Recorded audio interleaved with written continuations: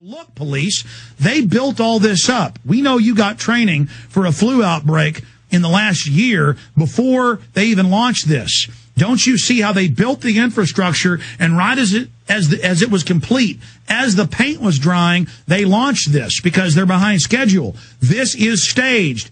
The flu shot doesn't protect you. It's deadly. The government's been caught putting chemical and biologicals in shots before. They're eugenicists. They have a plan for this. The globalists are trying to take down America.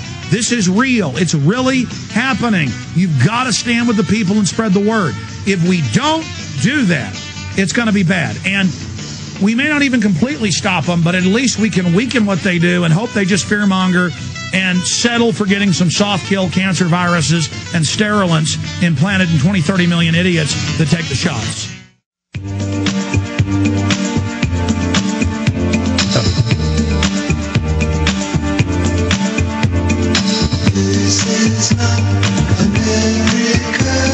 Steve has quit doing his radio show. The only two shows he'll do are this one and George Schnorri's. We're honored to have him. He's going to pop back in next week with us. I want to go to your calls in this segment and the next. Before he leaves us, I want to get his take on Holdren's Eugenics Bible, White House Science Czar. I mean, they have a history of this. They've been caught doing it, and clearly this flu is just a hoax unless they release something more deadly to get the public to take the shot. But they're certainly using it to federalize and internationalize and take over. So that's coming up. Right now, we've got Steve in Chicago. Steve, you're on the air. Yes, Alex and Steve. I don't know if you followed it, but Mutual Bank, that was a local chain with branches in Texas, was closed in the Chicago area. Significance is that they originated through Tony Rezko, Obama's mortgage. So they announced it at 6 o'clock on Friday. I have money there as a deposit. I'm going to let you go, Steve. I expressly asked callers to call and ask. You know, we're hurtling towards September and October and November and December. They're openly saying lockdown, troops on the streets, forced inoculation on CNN. Obama is a puppet. He's dropping like a stone. That's why they're going to stage something. And I just asked you to call in about the big, serious issue. Okay? No more of this, callers. When I have a special guest on and we're covering a specific issue and I open the phones up, I'm not going to do it. Stan in Missouri, you're on the air. Go ahead. Hello, Steve and Alex. I believe that our own worst enemy is going to be in our own home, because I'm going to tell you why. I believe a lot of your relatives are going to try to coerce you in taking these flu vaccinations, and I want Steve's take on this.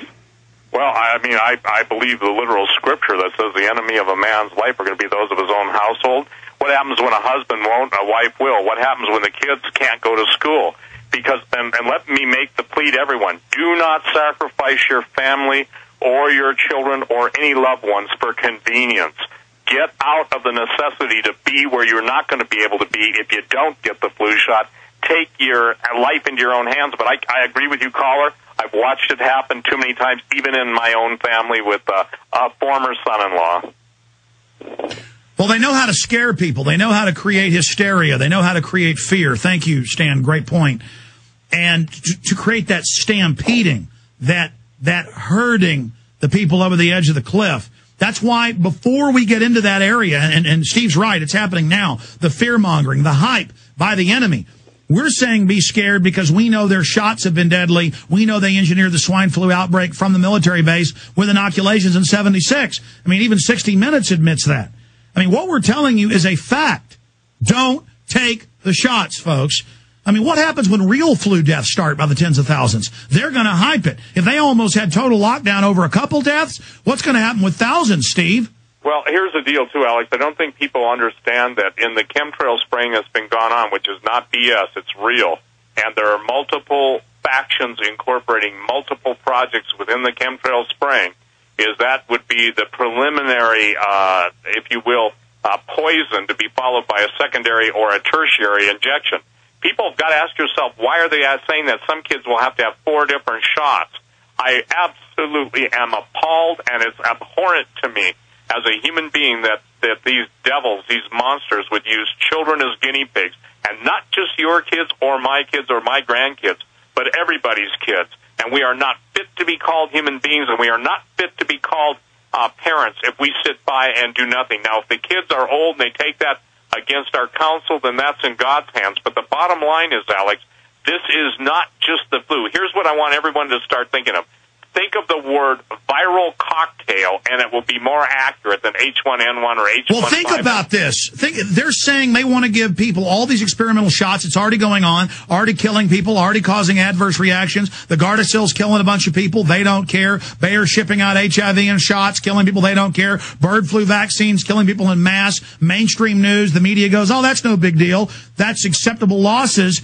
Meanwhile, I mean, this is just so incredible to see. They admit it's mutating in the people and could create something. Do they know this is designed to mutate into something deadly? Because normally a virus mutates into something harmless or less harmful. How can they be saying for a certainty it's going to be devastating? I mean, that shows it's engineered. It does show it's engineered. Let me just put everyone into perspective historically.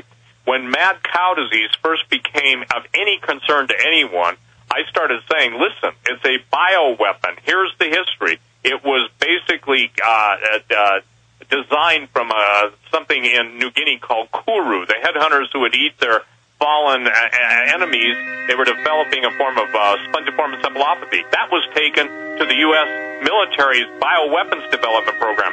The bottom line is, Alex, what they're going to pour out on people, and literally pour out in whatever manner, way, shape, or form, is going to be a viral cocktail, and it's going to be so horrifically lethal that it would not surprise me. Well, look, it's also going to be soft kill, a lot of it.